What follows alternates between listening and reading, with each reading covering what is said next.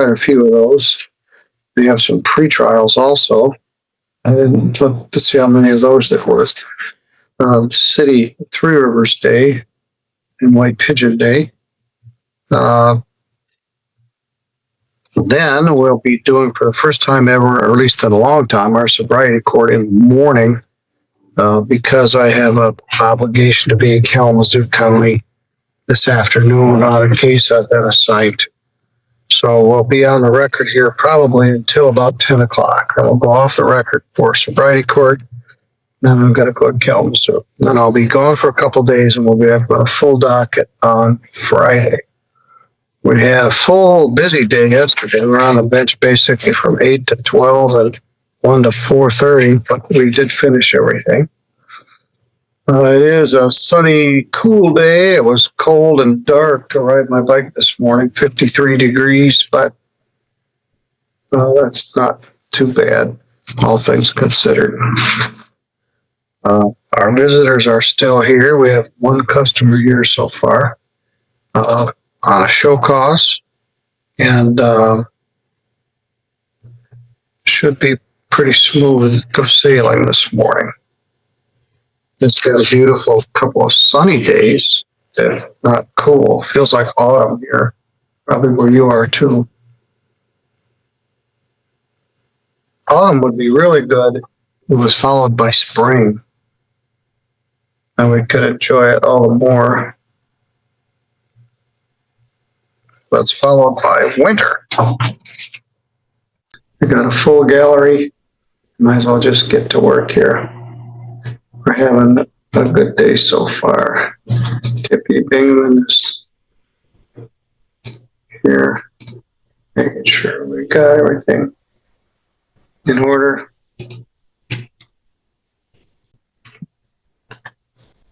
Good morning, everybody. I'm Judge Middleton. This is the courtroom I get to use.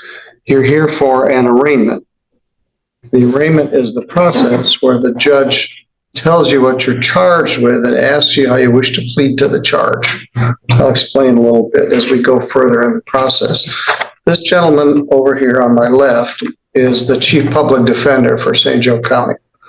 And he is here to make sure we follow proper procedures and make sure that your rights are protected as a defendant in a criminal case. When I call your name, I want you to come right up here to the podium, and then we'll call the case number, and then we'll talk about your case. First one we're going to do, he gets the prize for being the first person here, is David Scott Havens. Mr. Havens, would you come forward, please? This is file number 241920. This is a show cause. Mr. Havens was charged with a retail fraud. Second, reduced to a retail fraud. Third, was paying, then was going to continue to pay. And I don't think we've had any payment since May. They set a show cause hearing for him to come in earlier in August. They didn't come in. I didn't want to do a warrant for him, so I did a show cause just to check up on how we're doing here. And he is here this morning. Good morning, Mr. Havens. Good morning, Your Honor. You look good. Well, thank you, sir. You were having some health struggles, but right now you look pretty good. Yeah, the doctor's got me on a diet, need a hip replacement. Got to get there. And I'd like to apologize. My last appearance, I had received your letter, and it was set for the 6th. For some odd reason, I circled the 8th, and I was watching the YouTube, and you called my name, and I nearly fell on the floor. I called right away, spoke to Laura, and she gave me this date today, sir. All right. Are you able to make any payment? Welcome back to the courtroom. Notice what just happened here. Mr. Havens hasn't paid since May, but instead of issuing a warrant, Judge Middleton gave him a chance to pay the balance. That's rare. Most judges would have sent him straight back to jail. Was this compassion, or just another delay tactic by the defendant? What do you think? Payment on this?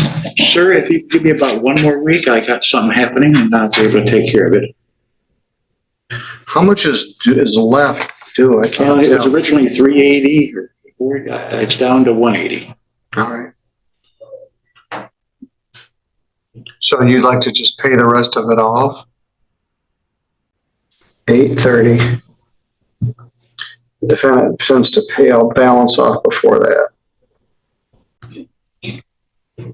All right, then I'll get off your back. Are you still at apartment 1? Yeah, one. Yeah, I didn't want to put your address on there, but all right. Yeah. All right, you're good to go. Thank you, sir. You have a wonderful day. All right. And if you pay it, well, I won't even have to see you anymore. So very good. Thank you. All right, that's a show cause. He's been very conscientious about paying us stuff. We had a clerk here this summer that helped us try to get caught up on our delinquent accounts. The rest of you are here just for an arraignment on a criminal charge. We've got a few people that have not shown up. But let's start with Rodney Bowman. Good morning, sir. Are you Rodney Allen Bowman? Yes, sir. Mr. Bowman, you got a ticket in Three Rivers on August 4th for driving with a suspended license and failing I guess that was in Sturgis. Let's take a look. Yes, Sturgis.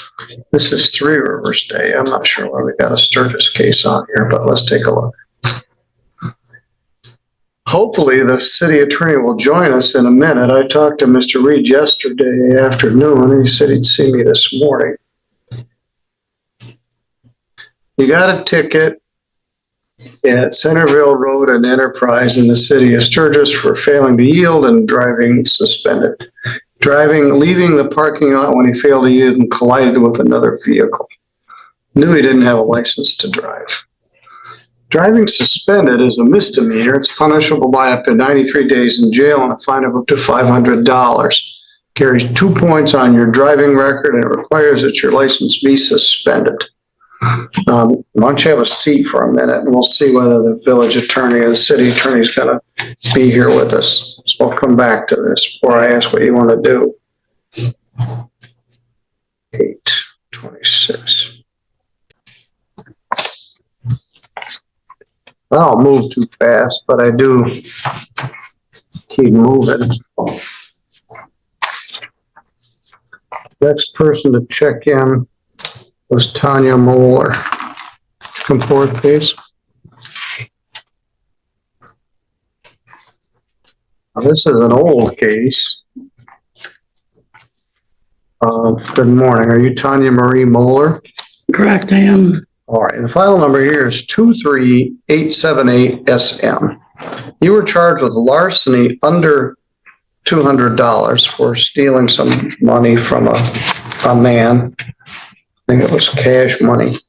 You were put on probation, and then we just sort of lost track of you. You failed to appear for your probation violation arraignment, and there's been a warrant out for your arrest for some time. You contacted the court and made arrangements to come in and deal with this. So let's go back to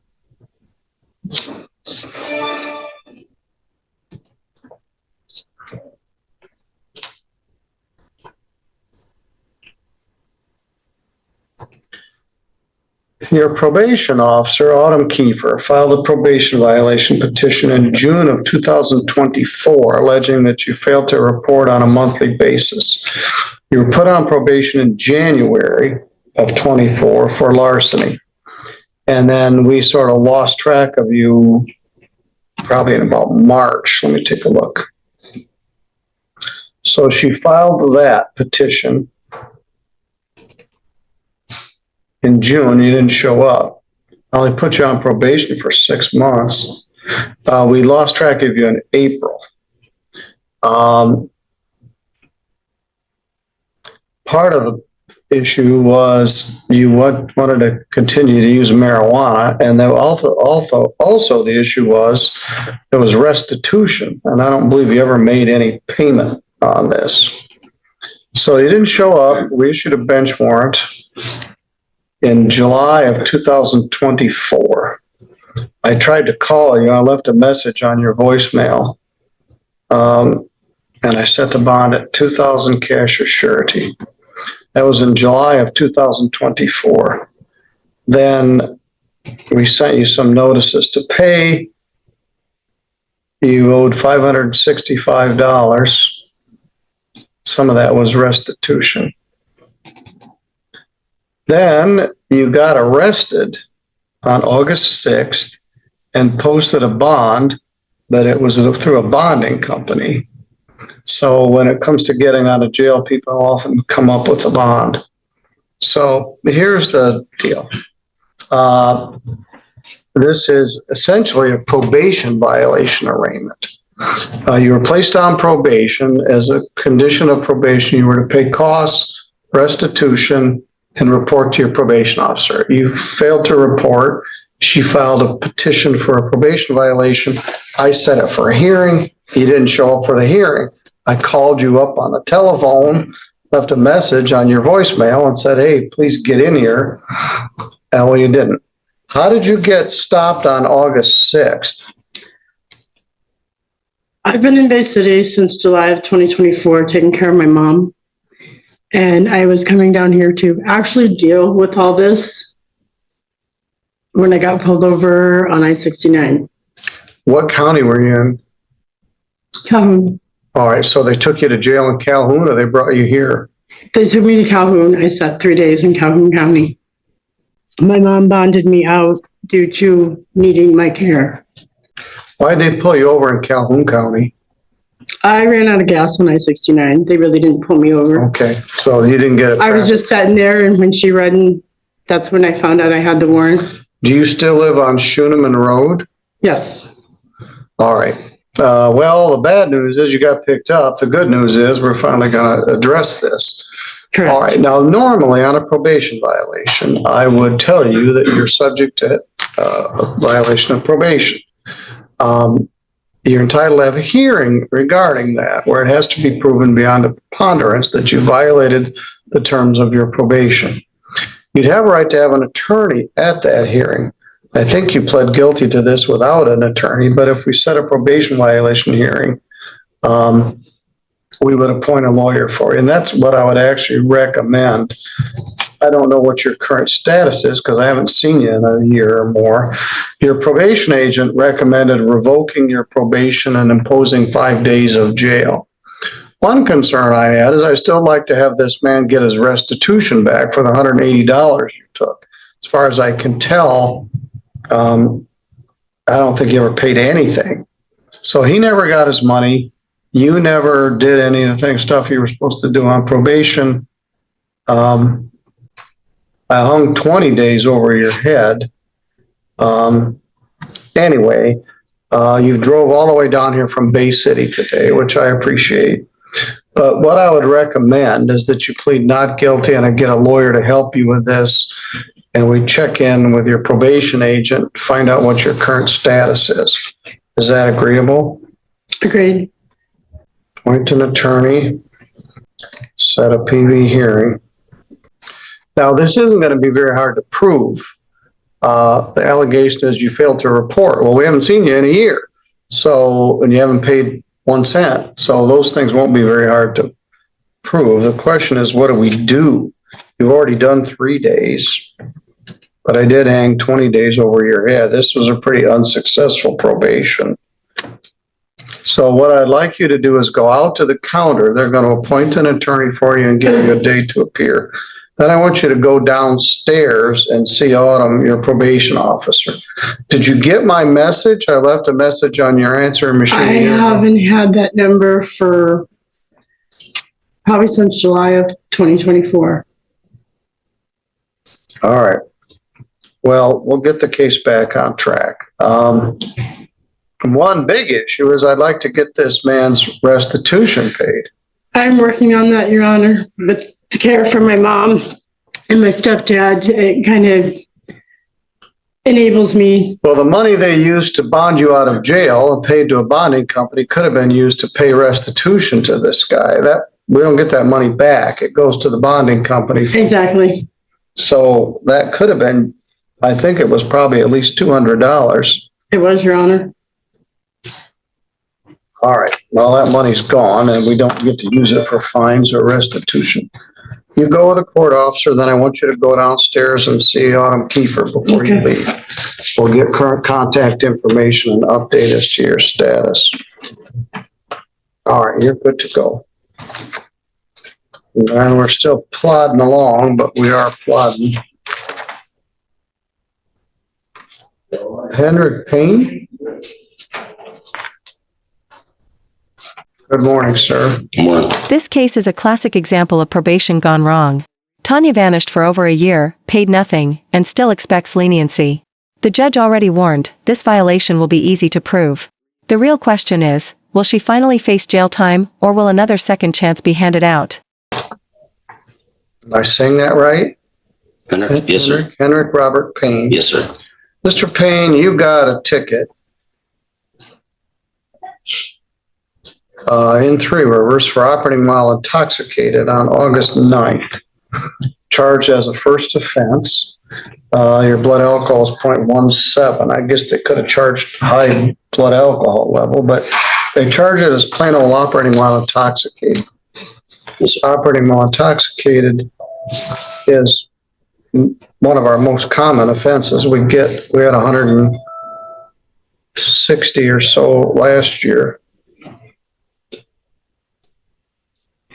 It's punishable by up to 93 days in jail and a fine of up to $500. Carries 6 points on your driving record and requires that your license be suspended. Normally, what I would recommend is that we get an attorney to help you with this. Okay. Set it for further pretrial. Okay. Is that agreeable with you? Yes, sir. What do you do, sir? Construction. For who? Duluth Construction. What do they do? Commercial construction. Well, and residential, but mainly commercial. Who are you here on behalf of? I'm sorry, Who are you here for? Ms. Hornbaum? Okay. We'll take that up in a minute. Okay, thank you. Which Payne are you? Who's your parents? Robert and Lynn. Okay. You probably don't know either one of them. Never I been. think I know Robert Payne. Oh, you do know? I do. Plead not guilty. Appoint an attorney. And set attorney pretrial for, I hate to say this, October 3rd.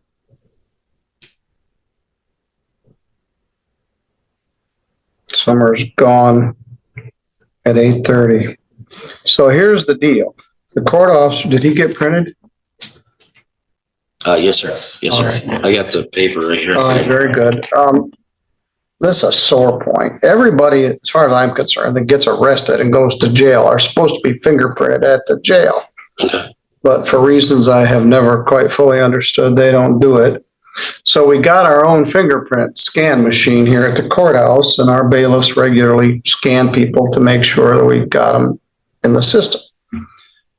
My concern would be, particularly with the way identification is and people that don't have lawful, that they get arrested, they get out of jail, we never fingerprinted them to make sure who we had. Mm. But the sheriff's got their own reasons for doing it, but I don't like when people don't get printed at the jail.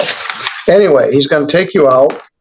You're going to get some paperwork with your lawyer's name and number on it. Yes, sir. I want you to call that lawyer, make an appointment to discuss the case with them. Okay. And that will be at 8:30 in the morning. They'll get the police report, lab reports, Okay. video camera, any of that kind of stuff. Have an opportunity to go over it with you before the pretrial. Perfect. And at that point, we can see if the case can be resolved with a plea, and if it can, it can be set for trial. Okay. Thank you, sir. All right, thank you. Laura, Shayna, anybody, do you know where the city attorney is? I haven't seen Mr. Reed or Mr. George on behalf of the city of Three Rivers or Sturgis. Mr. George is going to be a little busy today. Is Tim here? Next door, you want me to go check? Sure. Well, I've got at least one case. I could use some help from him, or probably more. Here's Mr. Reed right now. Is it okay if I change the lock on your camera? What did I do? Yeah. Well, I had Mr. Bowman here, and I'm about to have some others. Okay. I got a couple of retail frauds that I think might be civil infractions, and here's one right now. This well-dressed gentleman is Mr. Timothy Reed. He's the city attorney for Three Rivers and Sturgis. We're going to talk to Daisy Celeste Burkheiser. Good morning. Good morning. Sorry I was late. I also was getting fingerprinted. Okay, well, you're here in plenty of time. Ms. Burkheiser, you got charged with retail fraud in Three Rivers. You posted $100 of bond. Retail fraud is a misdemeanor generally in the state of Michigan. It's a little different when it's charged under ordinance. It's punishable by up to 90 days in jail and a fine of up to $500. This one doesn't require that you get fingerprinted. It's a 90-day offense rather than a 93-day.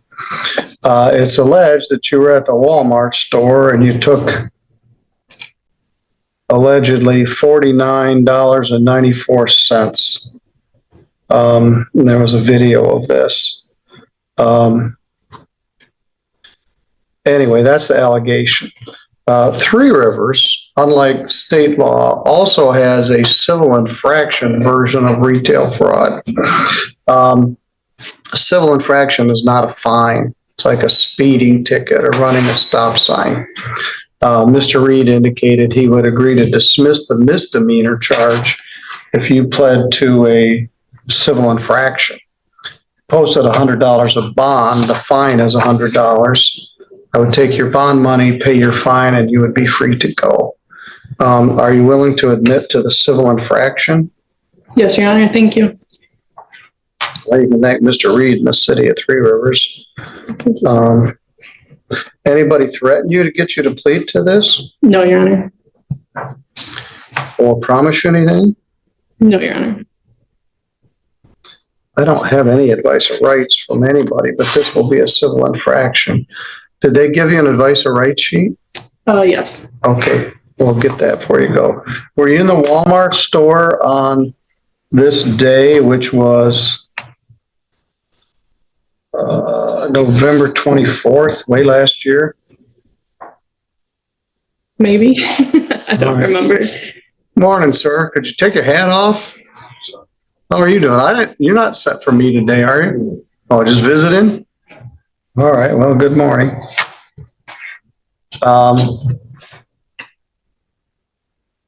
Anyway, it said that some tags got swapped for some pajamas, a Barbie jacket, and a women's jacket, and the total was $49.94. Do you acknowledge that? No, All right, what happened? I am not sure. All right, here's what it says. Ashley said that Daisy Burkheiser swapped tags on some clothing with the tags of cheaper clothing, a rib cami, which is similar to a tank top. Daisy then scanned and purchased the clothing items using these swap tags. Ashley said she was informed about this by another employee who noticed Daisy's receipt did not match the items she purchased. Ashley reviewed the video surveillance footage to confirm this, then got Daisy's information from the card she used to purchase the goods. So they ended up, you didn't even see the police that day. Correct. All right, they turned it over to the police. They watched the video. They allegedly see you switching the tags and then leaving with the merchandise. And the police submitted this for a warrant, and they got a warrant for your arrest. And then you got arrested sometime recently. I turned myself in once I found out about the warrant. All right. So that's the allegation that some tags were swapped. Do you admit to that for purposes of the civil infraction? Yes, I do. All right. I'm going to call your case next if you're ready. Sure. Okay. All right. Swap tag. So it's admits to civil infraction.